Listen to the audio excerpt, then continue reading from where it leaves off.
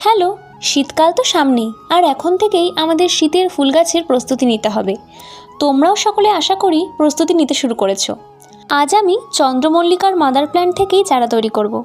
চন্দ্রমল্লিকার জন্য এমন মাটি তৈরি করবে যাতে জল খুব সহজেই পাস হয়ে যায়। আর মাটির সঙ্গে আমি শিংকুচি, হাড়কুচি, নিমখোল আর বেশ কিছুটা বালি মিশিয়ে নিয়েছি। তাতে কি হবে, জলটা খুব সহজেই পাস হয়ে যাবে।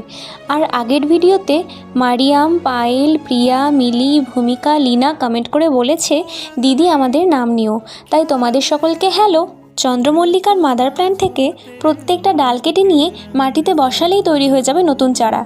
আর আমি দুটো ভ্যারাইটির চন্দ্রমল্লিকা লাগিয়েছি, একটা সাদা আর একটা হলুদ।